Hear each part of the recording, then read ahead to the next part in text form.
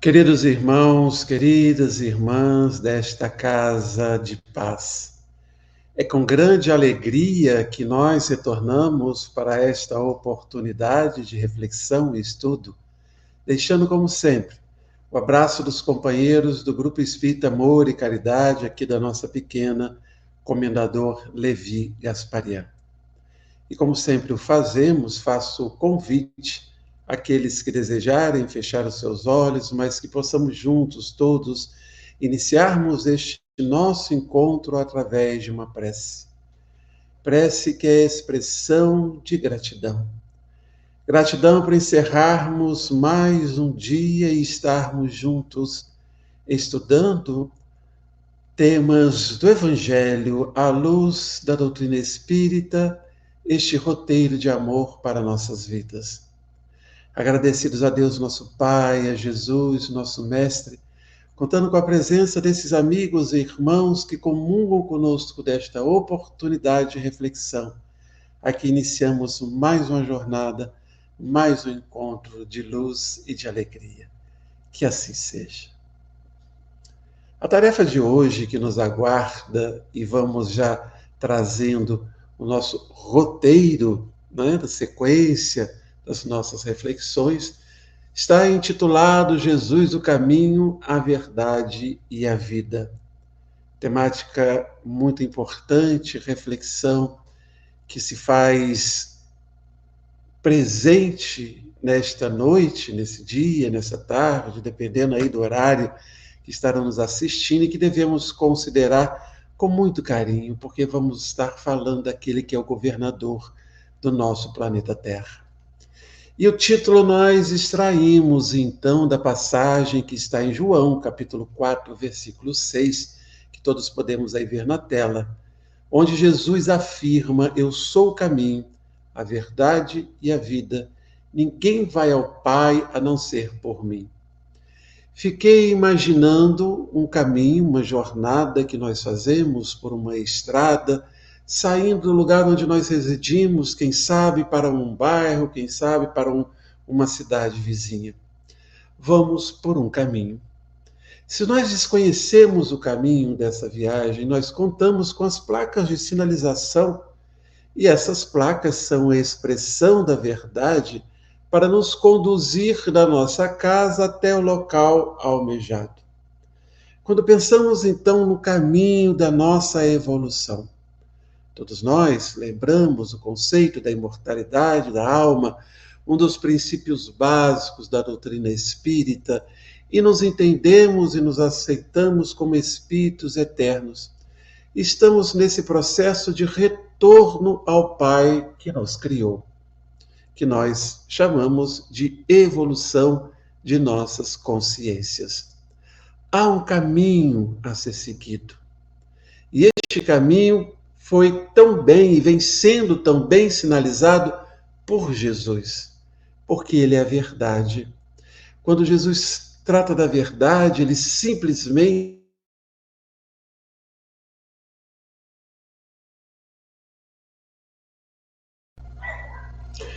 Jesus é então, como estávamos dizendo, a expressão dessa verdade, é quem sinaliza o caminho que devemos percorrer para a compreensão da vida. Não da vida que se restringe ao nascer e ao morrer numa oportunidade encarnatória, mas a vida do Espírito. E aí Jesus afirma: ninguém vai ao Pai. Ninguém faz esse retorno àquele que nos criou sem considerar, sem passar por esse caminho tão bem sinalizado por Jesus. Mas vamos então, vamos buscar em Bittencourt Sampaio uma mensagem intitulada Cristo está no Leme, onde ele nos lembra que há mais de 2000 anos Jesus trouxe o Evangelho de Deus. E o Evangelho de Deus nada mais são ou nada mais é do que as suas leis, as leis divinas ou as leis naturais que nós estudamos tão claramente no Livro dos Espíritos, leis essas que regem o equilíbrio de toda a criação. E quando falamos de toda a criação, nós falamos desde os astros, dos planetas, das estrelas, das constelações, das galáxias, até o átomo, até os minúsculos elementos, todos estão sujeitos a essas leis naturais, inclusive nós humanos. Então, há mais de 2000 anos, Jesus nos veio trazer, mas clarear essas leis para que a humanidade, para que todos nós possamos, então, conhecer essa verdade, este caminho que nos conduz a Deus. Mas há 2000 anos, já, mais de 2000 anos já percorreram e a maioria da humanidade ainda não conhece. E poucos ainda aplicam o conhecimento, aplicam as orientações de Jesus nos seus evangelhos. Na atualidade, porém, diz ainda Bittencourt Sampaio, o Evangelho brilha na cultura mundial ao alcance de todas as consciências, cabendo-nos simplesmente o dever de anexá-lo à própria vida. Então vejam que Bittencourt Sampaio nos fala que o Evangelho, as verdades à luz dos ensinamentos de Jesus, é como que um banquete que está servido numa imensa mesa. Mas essa mesa está posta. E para que eu possa me servir desta mesa, de todo o alimento que ali está, eu preciso me movimentar, eu preciso ir lá buscar esse alimento e anexar esses ensinamentos à minha própria vida. Então, essa é uma atitude, essa é uma ação que cada um de nós, enquanto espíritos, devemos desenvolver. Ninguém o fará por nós, nem mesmo Deus.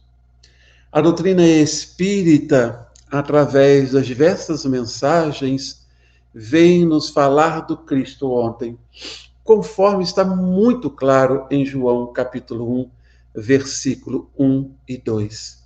No princípio era o Verbo, e o Verbo estava com Deus, e o Verbo era Deus. Quem é este Verbo que está no princípio da formação do nosso planeta, que rege a formação do nosso planeta e as estruturas de vida para que todos nós possamos aqui estar no nosso processo de caminhar, de evoluir até Deus? É Jesus. Jesus é esse verbo, e é um verbo que estava e está com Deus. Não é que ele seja o Deus Pai Criador, mas ele é a expressão da vontade de Deus. Como mesmo Jesus já nos afirmou, ele é uno com o Pai.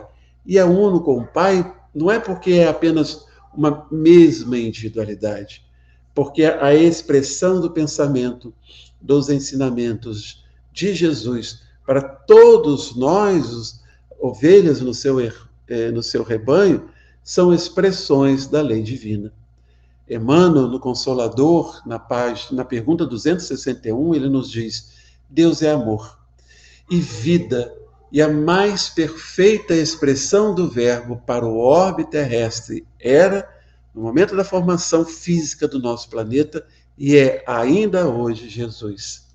Visível ou oculto, o Verbo é o traço da luz divina em todas as coisas, em todos os seres, em todos os lugares do nosso planeta. Veja que expressão belíssima de Emmanuel que nós encontramos no Consolador, nos trazendo essa informação da presença do Cristo e como está em João, não só da sua presença desde o início da formação do planeta, mas da presença daquele que é a expressão da vontade de Deus. Joana de Ângeles, no livro Benesses Natalinas, ela vai nos dizer que as profecias descreviam esse Jesus. As profecias descreviam esse mestre e todos aguardavam o Messias, mas não sabiam quando ele chegaria. Por que todos aguardavam esse Messias?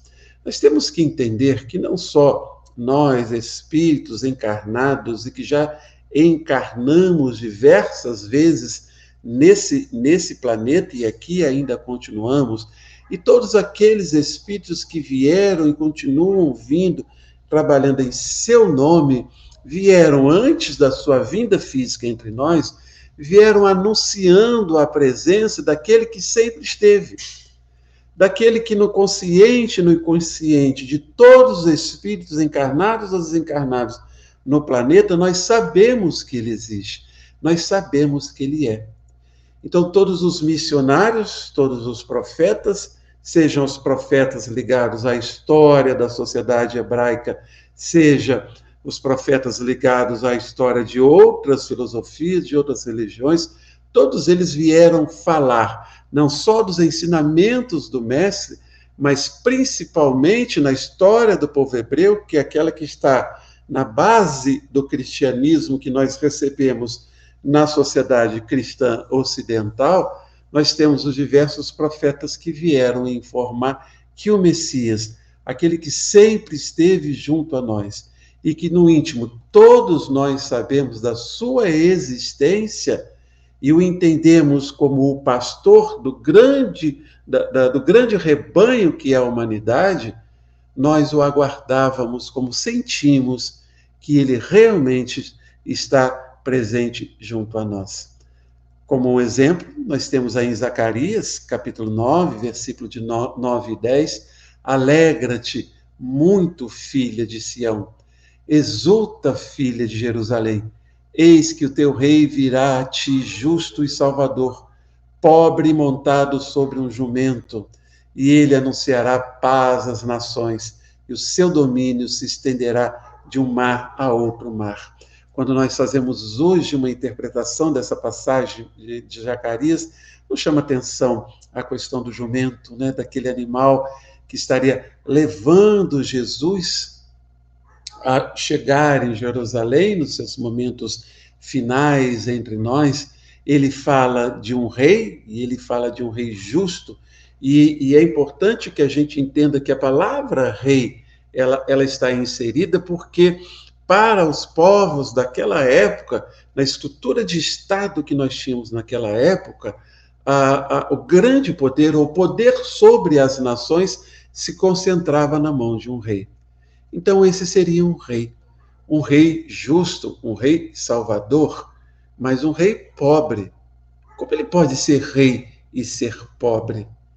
E, além do mais, aqueles judeus que esperavam e esperam até hoje o Messias, que vai elevar o seu povo a uma situação de destaque, uma situação de superioridade entre os outros povos, ele não teria como fazer isso se não fosse com uma guerra, como se buscou e se busca, infelizmente, subjugar outros povos até os dias de hoje.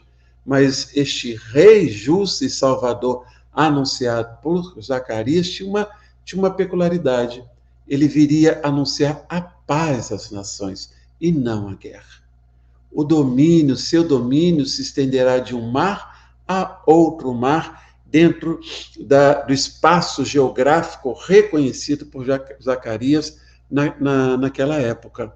Mas esse seu domínio não é o domínio dos exércitos, não é domínio de uma nação sobre outra nação, não é domínio de um povo sobre outro povo, não é o domínio do amor, é o domínio da paz. E, infelizmente, a grande maioria dos profetas não foram reconhecidos nos seus ensinamentos. E, como disse, além dos profetas, na história do povo judaico, do povo hebreu, nós temos os avatares, né? Os avatares que vieram em países diferentes, em povos diferentes, como nós tivemos na Índia, na China, na Pérsia, no Egito, em Roma, em Israel. Então, vejam, povos que não receberam fisicamente a visita do Cristo, mas tiveram ali os seus profetas a anunciar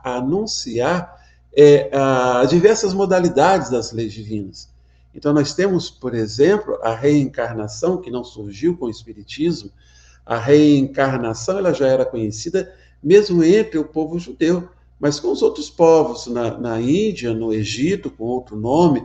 Mas o conceito da reencarnação sempre foi visto de uma forma muito natural, porque esses emissários já vieram apresentar cada um deles como diz a Amélia Rodrigues, uma modalidade das leis divinas. Então nós temos Hammurabi, Forri, Confúcio, Krishna, Abraão, o próprio Moisés, né? Primeira revelação, como estudamos na doutrina espírita, Lao Tse, Sócrates, Pitágoras e tantos outros que vieram anunciar as verdades também, que seriam depois as verdades do Evangelho.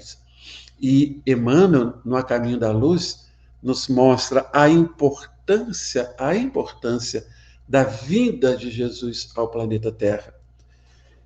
Quando ele vai nos falar de duas reuniões que ocorreram na espiritualidade entre os espíritos crísticos. Cada planeta tem o seu governador, cada planeta tem o seu espírito crístico, que é responsável pelo processo de evolução física e espiritual daquele orbe. Então, a primeira vez que esses espíritos se reuniram, verificou-se quando o orbe terrestre desprendia da nebulosa solar, e aos poucos, diante daquele turbilhão de movimentos e de forças incalculáveis para todos nós, foi se formando o espaço físico que hoje é a nossa morada. E a segunda reunião, então, para mostrar para nós, Emmanuel mostrando para nós a importância da vinda de Jesus ao nosso planeta, foi justamente isso, quando se decidia, quando se preparava a vinda do Senhor à face da terra, para mostrar a importância desse Espírito para a nossa jornada evolutiva. Um dia, Deus, em sua inesgotável caridade, permitiu que o homem visse a verdade varar as trevas. Esse dia foi o do advento do Cristo, escreve Fenelon, no Evangelho segundo o Espiritismo, no capítulo 1, no item 10, no capítulo que fala, não vim destruir a lei. E aí vamos encontrar de novo em João, né, capítulo 1, versículo 14, o verbo, aquele mesmo verbo que estava presente no início da formação do nosso planeta, no início da jornada evolutiva de toda a humanidade, este verbo se fez carne e habitou entre nós. Então esse verbo esteve fisicamente entre nós. E vejam que é um processo de doação, é um processo de amor, que este Espírito se entrega à materialidade dessa vida terrena e aqui passando por todas as dificuldades que nós conhecemos da sua história, de toda a incompreensão de uma parcela muito grande de espíritos ainda incapazes de entender plenamente o seu conhecimento e os seus ensinamentos, mesmo tendo consciência de como precisaria ser o findar da sua vida entre nós, porque o momento do Calvário ele é importante para que a sua mensagem permanecesse entre nós, e mais do que isso, o momento em que ele aparece para Maria de Magdala e depois para os discípulos, e 7 ou 8 vezes, não me lembro agora, nós temos no Novo Testamento a Jesus aparecendo às pessoas e ali comprovando a imortalidade da alma. Então é esse verbo, é esse Espírito, é esse pastor preocupado com todas as suas ovelhas, que se fez carne e esteve entre nós. E o povo viu surgir naquele momento uma luz. E temos lá em João, mais uma vez, o querido João, capítulo 8, versículo 12, o próprio Cristo afirmando: eu sou a luz do mundo. E qual é o que faz a luz em nossas vidas? Quando chegamos em casa ou adentramos um quarto em que não temos luz, a escuridão nos impede de ver plenamente todos os objetos, tudo que se encontra presente naquele quarto, naquela casa, e de repente, quando nós ligamos, né, um interruptor, e da lâmpada surge a luz, nós temos a plena consciência da realidade do ambiente que nós estamos inseridos. Este é a luz, esse é Jesus. E por isso que ele afirma: quem me segue não andará nas trevas, mas terá a luz da vida. Sempre precisamos lembrar, meus irmãos e minhas irmãs, que o sentido de vida que Jesus apresenta em todas as suas passagens é da vida eterna, porque é a vida do Espírito. Essa realidade da imortalidade da alma que ele reafirmou ao se apresentar pleno para todos nós. Como a mesma individualidade, como o mesmo ser, ele diz: nós continuamos vivos. Então a vida, a verdadeira vida, não é a vida passageira, em que muitas das vezes nos arrastamos num corpo físico, mas é a vida do Espírito. É essa que nos interessa, porque esta é que define a nossa jornada evolutiva para o Pai que nos criou. Então Jesus é essa luz do mundo, que seguindo Jesus, nós não viveremos mais nas trevas. Trevas das nossas consciências, trevas das nossas inquietações, trevas ainda da nossa ignorância, que não nos faz enxergar um palmo, como dizem, né, um palmo à frente, né, dos nossos olhos, nos permitindo interpretações sobre verdades muito limitadas, porque nós teimamos em não desejar enxergar mais distante do que nós enxergamos. E para isso nós temos o caminho, para isso nós temos os evangelhos, para isso nós temos os ensinamentos deste que é a luz do mundo. Então o Cristo, Jesus, ele demonstrou que só o amor, em todas as suas formas, em todas as suas expressões, pode modificar um ser humano para melhor. Através da caridade, o amor através do perdão, o amor através da benevolência, o amor através da compreensão, através do entendimento do momento evolutivo de cada um de nós. Vejam, em todas as suas expressões. E Jesus não só ensinava, mas ele exemplificava este amor. E são diversas as passagens dos evangelhos que nós temos Jesus sendo a expressão viva do amor de Deus. Ele curava e curou tantas doenças do corpo, mas a sua maior preocupação até hoje é curar as doenças das nossas almas, as doenças que ainda como espíritos nós carregamos tão presentes enquanto desarmonias, pensamentos e ações de nossas consciências que são desarmonizadas perante a lei de Deus. Todas as vezes que nós fugimos aos preceitos da lei de Deus, que são leis de justiça, de amor e de caridade, nós estamos em desarmonia com essas leis e estamos doentes. Então ele curava as doenças do corpo. As pessoas precisavam ver, e até hoje, infelizmente, muitos se apegam ao milagre para acreditar em Jesus. Não a compreensão no médico das almas, infelizmente tão esquecido de todos nós. Temos na passagem do Sermão do Monte, como está em Mateus, e que nós estudamos de forma muito clara no Evangelho segundo o Espiritismo, que, aliás, o Evangelho segundo o Espiritismo, ele não é o Evangelho dos Espíritas, ele é o Evangelho de todas as pessoas, e a gente precisa divulgar isso. É o álfago e o ômega, é o início e o fim da doutrina de Jesus, nós temos no Sermão da Montanha, que é uma nova maneira de compreender Deus em nossas vidas, não mais o Deus vingativo, não mais o Deus que castiga, mas o Deus de amor. E mais do que isso, o Sermão da Montanha é um roteiro demonstrado, traçado por Jesus, para que nós possamos entrar no reino dos céus, ou seja, para que nós possamos evoluir, continuar com a nossa jornada. Uma outra passagem importantíssima, já que não podemos aqui, seria inviável tratarmos de todas as passagens que nós encontramos da vida de Jesus entre nós, nós temos o sermão profético, que também está em Mateus, no capítulo 24, que fala desse momento de transição planetária que nós estamos vivendo agora.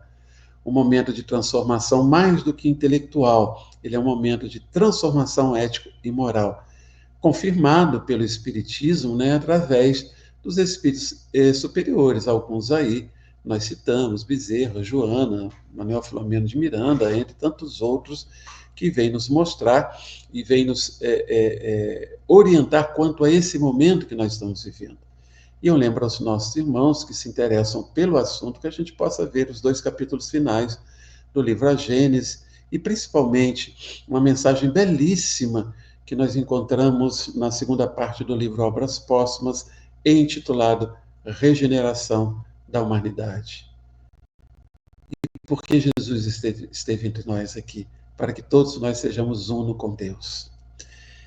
Certa oportunidade, 2 vezes, nós estivemos com companheiros de 2 casas espíritas e, de acordo com a temática abordada, num determinado momento nós lembramos da afirmativa de Jesus quando ele disse que ele era uno com o Pai.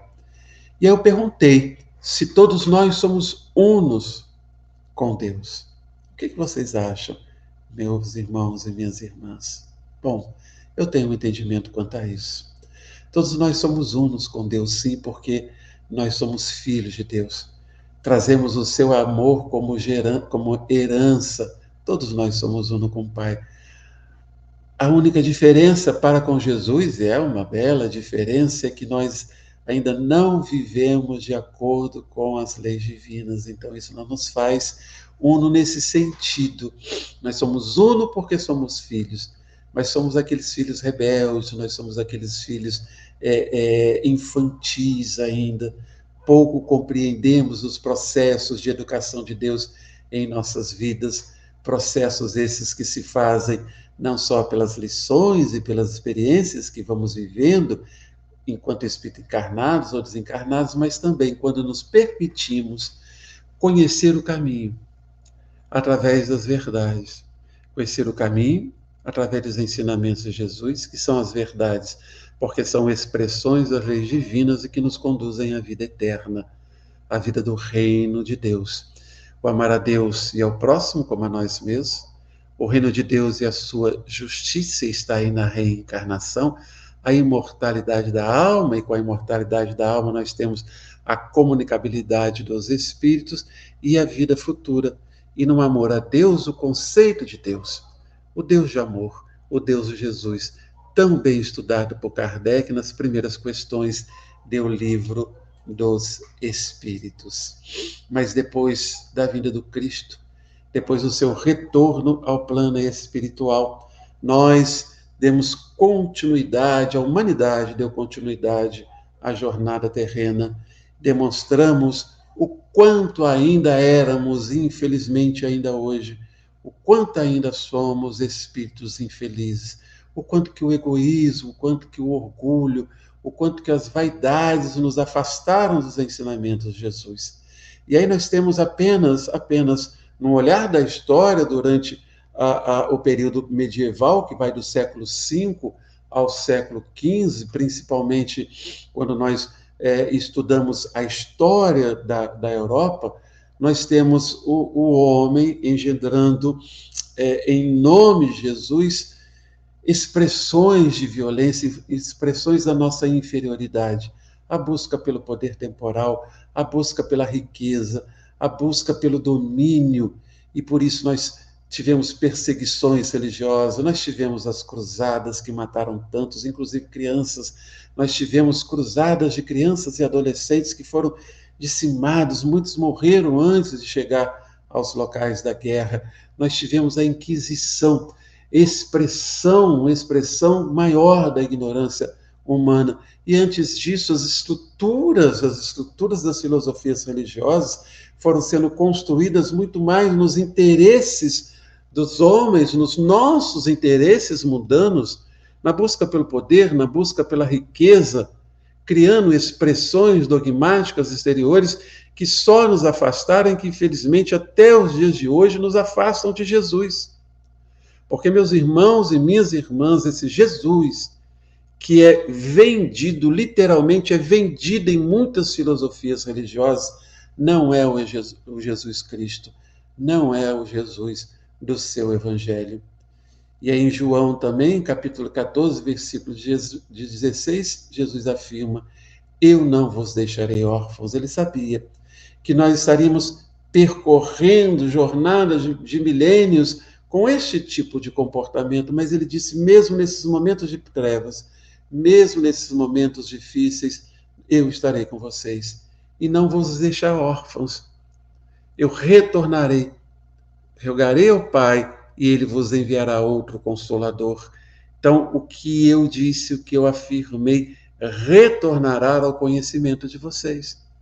Porque Jesus sabia que nós estaríamos deturpando os seus ensinamentos, como infelizmente nós fazemos até os dias de hoje.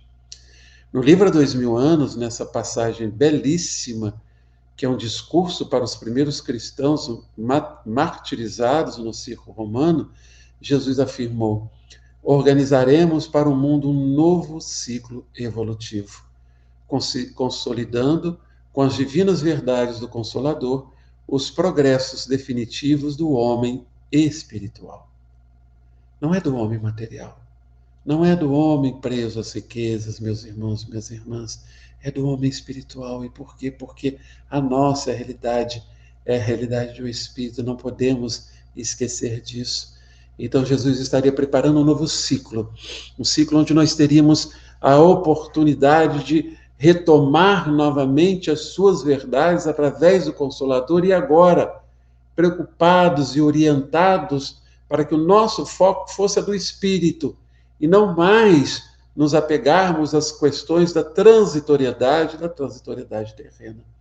Então nós podemos definir o Cristo hoje como as expressões das vozes dos céus, dos espíritos que, no final do século XIX, trouxeram de diversas partes as mensagens para Kardec, para que este homem pudesse formatar uma doutrina que é a expressão da vinda desse Consolador, para que a gente possa viver este momento de transição planetária com o conhecimento necessário para o enfrentamento das lições que estariam nos indicando mais uma vez o caminho da verdade, o caminho da vida. Então, o Cristo hoje se expressa através de todo aquele espírita ou não, como veremos mais adiante, um espírita com mais responsabilidade, espírita ou não, que verdadeiramente vive o seu evangelho. Passados mais de 2 milênios da vinda do Cristo, percebemos que a sua mensagem foi muito adulterada, muito adulterada. Por religiosos representantes das diferentes igrejas cristãs que, atendendo aos interesses das políticas da igreja, das políticas transitórias do homem no mundo, das diversas organizações dos estados e dos países, foram mesclando os ensinamentos evangélicos com preceitos teológicos, dogmáticos, rituais. Isso é histórico. E, infelizmente, nós observamos até o dia de hoje. Homens que falam em nome de Deus, mas que separam irmãos. Homens que falam em nome de Deus, mas perseguem e caluniam. Homens que falam em nome de Deus, mas mentem para as pessoas, porque eles têm o objetivo de poder e o objetivo de riqueza. Infelizmente, essas são as expressões de adulteramento dos ensinos de Jesus. Mas eu queria chamar a atenção para todos nós, irmãos e irmãs espíritas. Se nós entendemos o Espiritismo como consolador prometido, a nossa responsabilidade é maior.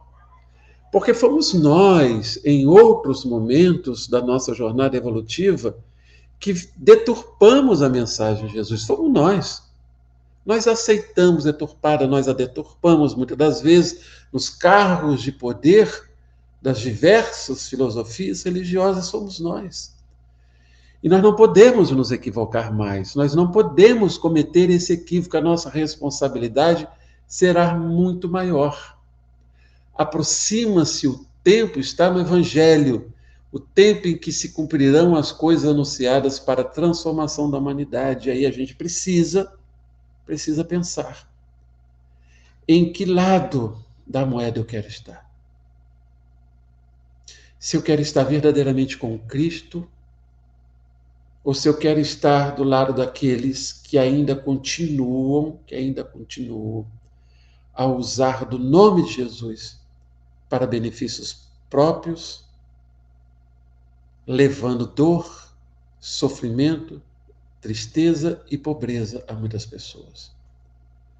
Também no capítulo 23, no item 16, nós temos lá: então, quando o campo estiver preparado, ele está preparado, eu vos enviarei o Consolador, o Espírito de verdade, que virá restabelecer todas as coisas, isto é, dando a conhecer sentido verdadeiro às minhas palavras. Restabelecer, eu só restabeleço aquilo que foi deturpado. Então foi deturpado. E o Consolador veio para restabelecer. Agora, isso vai se fazer com os homens ou sem os homens? Mas qual barco eu quero tomar? Daqueles que vão seguir com Cristo verdadeiramente? E vão aproveitar a oportunidade que a encarnação nos concedeu de conhecermos a doutrina espírita, o Consolador, esse roteiro de luz que faz retomar a verdade, nos indicando o caminho a que nós devemos seguir, ou mesmo em nome do Espiritismo. Nós vamos ainda repetir os erros do passado. Cada um deve refletir sobre essa pergunta que eu entendo ser por demais importante. Século XIX, então, final do século XIX, o campo estava preparado por causa das ciências humanas. A ciência e a religião, que deveriam seguir juntas, se afastaram por causa de toda a mentira e de toda a busca de poder que a igreja cristã da época e mesmo a igreja reformada, no seu início, buscaram engendrar nas sociedades humanas. A ciência se afasta da religião, mas permite o conhecimento de diversas leis de Deus. É neste momento, e que surge a doutrina espírita. É o campo preparado, é a terra fértil, que em vez de separar religião, moral, ética, filosofia, consciência, vem unir. Então, Ismael, isso retirado no Brasil, coração do mundo, pátria do Evangelho, vai dizer justamente isso, o século atual, início do século XX, como sabeis, vai ser assinalado pelo advento do Consolador à face da Terra.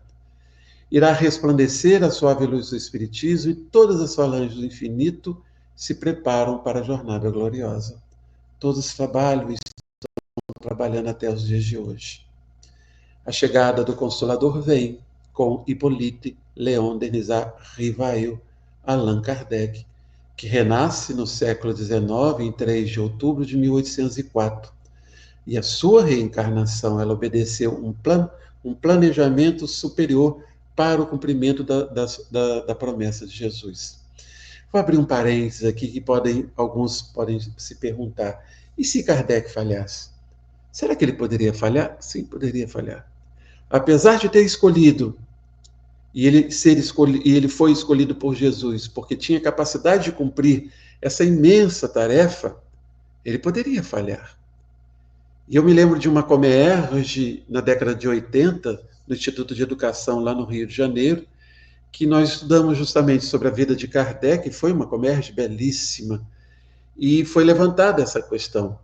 E aí o que nós vamos percebendo é que figuras que estavam em torno e que vieram depois de Kardec, poderiam cumprir essa tarefa, como, por exemplo, o nosso querido Leon Denis. Mas foi Kardec. Foi Kardec que empreendeu essa missão incrível. E aí o Espírito de Verdade, lá numa mensagem curtíssima, mas que merece a nossa atenção, no prefácio do Evangelho segundo o Espiritismo, ele nos diz: os Espíritos do Senhor, que são as virtudes dos céus, qual imenso exército que se movimenta ao receber as ordens do seu comando, espalham-se por toda a superfície da terra, e semelhante às estrelas cadentes, vêm iluminar os caminhos e abrir os olhos aos cegos. E alguns desses espíritos mais conhecidos são relacionados por Kardec no Livro dos Espíritos, lá em Prolegômenos. São João Evangelista, Agostinho, Vicente de Paula, São Luís, o próprio Espírito de Verdade, Sócrates, Fenelon e tantos outros, e alguns que nem foram nominados por Kardec, e outros tantos que trabalham até hoje de forma anônima na espiritualidade, que são os verdadeiros Espíritos do Senhor, porque eles cumprem a vontade de Jesus nesse momento propício para que o Consolador e para que o seu Evangelho retorne de forma simples ao conhecimento de cada um de nós. O Espiritismo traduz, também temos lá Bittencourt Sampaio, na já citada mensagem aqui, que fica como referência para a nossa leitura, o Cristo está no leme, ele diz que o Espiritismo traduz retorno ao cristianismo puro e atuante, presidindo a renovação da Terra. E cabe a nós, encarnados, também atuarmos para que o tempo da renovação se encurte o máximo possível. Vamos passar por choros e ranger de dentes, como está previsto? Já estamos vivendo. Porque quando nós pensamos nessa passagem, choros e ranger de dentes, nós pensamos em grandes cataclismos, nós pensamos em desencarnações coletivas, mas todos nós, quantos espíritos desencarnados agora na espiritualidade, por não terem compreendido o Evangelho de Jesus, passam por sofrimentos. Quantos aqui na Terra estão passando como lições de aprendizado para a humildade, para o amor, para a benevolência, para o perdão? São momentos que são choros e são de sofrimentos, mas porque nós somos teimosos. Nós repetimos os vícios que sempre nos trouxeram a dor e nos afastaram de Deus. Mas o tempo agora urge. E devemos nós aproveitar as lições que a vida vem nos trazendo, não só através das experiências no mundo, mas através do que nos ensinam os Espíritos. E como de novo retornamos ao Evangelho segundo o Espiritismo, no seu capítulo 6, no item 5. Venham como outrora aos transviados filhos de Israel trazer-vos a verdade e dissipar as trevas. Escutai-me, o Espiritismo, como fez antigamente a minha palavra. Vinde a mim, todos vós que sofreis, Espírito de Verdade. O movimento espírita tem aí uma discussão se o Espírito de Verdade é ou não Cristo. Isso pouco importa. Essa referência nos faz entender, sim, de que o Espírito de verdade é o Cristo. O importante é que o Cristo está no leme, como diz Bittencourt Sampaio. É Ele que está nos conduzindo ao caminho, é Ele que está nos orientando, Ele é o pastor que cuida de todas as ovelhas. E então, já citando mais uma vez o nosso querido Bittencourt Sampaio, espíritas, com Allan Kardec retomastes o facho resplandecente da Boa Nova, a Boa Nova de Jesus, que jazia eclipsado nas sombras da Idade Média. Compreendamos nossa missão de obreiros da luz, cooperando com o Senhor na construção do mundo novo. E para cooperar com Jesus na construção do mundo novo, eu tenho que colocar os tijolos onde o seu evangelho me indica colocar. Eu não posso repetir os erros do passado. Eu não posso mais atuar como nós atuamos antigamente, de forma a fazer com que os ensinamentos de Jesus verdadeiramente fossem desconstruídos. Mentiras e mentiras foram ditas e ainda são ditas em nome de Jesus. Nós precisamos combater isso e mais do que isso. Nós não podemos deixar que ninguém, e nós não podemos ser aqueles que mentem em nome da doutrina espírita, porque nós estaremos fazendo um mal muito grande a nós e à própria humanidade. Então, o Espiritismo vem ensinar todas as coisas, né, que Jesus nos ensinou, vem abrir os olhos, os ouvidos, né, e sem figuras, sem alegorias, de uma forma muito clara, utilizando da razão, vem levantar o véu intencionalmente lançado sobre certos mistérios. Quantas e quantas verdades foram escondidas do ser humano, porque se aquelas verdades fossem compreendidas, eu não teria como usar do meu poder para conduzir massas, para que aquelas massas fizessem o que eu quero, como ainda nos dias de hoje. Está tão claro isso, tão claro isso. Vem o Espiritismo finalmente trazer a consolação suprema aos deserdados da terra e a todos os que sofrem, atribuindo causa justa e fim útil a todas as dores. Temos isso também lá no Evangelho, no capítulo 6, só para a gente ver que belíssimo é o Evangelho segundo o Espiritismo. Também lá no capítulo 20, quando nós tratamos os tempos de transição que vivemos, são os de aflições e angústias, medos e ansiedades, tristezas e incertezas, porque nós lutamos contra as nossas próprias consciências, lutamos contra a nossa própria ignorância, contra as nossas próprias inquietações. Então é mais do que natural que a gente tenha medo, que a gente tenha ansiedade, que a gente tenha tristeza, mas é preciso que a gente se abrace aos ensinamentos de Jesus, que a gente confie em Jesus, Ele está no leme, e que a gente busque a sua mensagem, para que a gente possa compreender esse momento tão especial que todos nós vivemos. Se ao tratarmos de Jesus, nós vimos Jesus ontem, Jesus hoje, como é que nós podemos pensar no Cristo amanhã? Primeiro, Ele é o pastor que vai estar junto a todo o seu rebanho, até que a última ovelha esteja em seu aprisco. Então, Ele estará sempre conosco. O novo véu, o novo céu e uma nova terra, a Jerusalém libertada, como Ele prometeu. Nós veremos o Evangelho redivivo em nossas vidas. Lembrarmos sempre que o Cristo está no leme, a gente precisa confiar. Nenhuma das ovelhas que o Pai me confiou se perderá, Ele afirmou isso. Ele está desde o momento da formação do nosso planeta e vai continuar conosco até o fim dos dias de tribulação, até o fim dos dias das dores. Cristo estará conosco. Mais do que nunca, nós temos observado na nossa sociedade, com muita tristeza, as expressões de violência, de preconceito. Quanto preconceito, julgamento, facilidade que nós temos de julgar o próximo.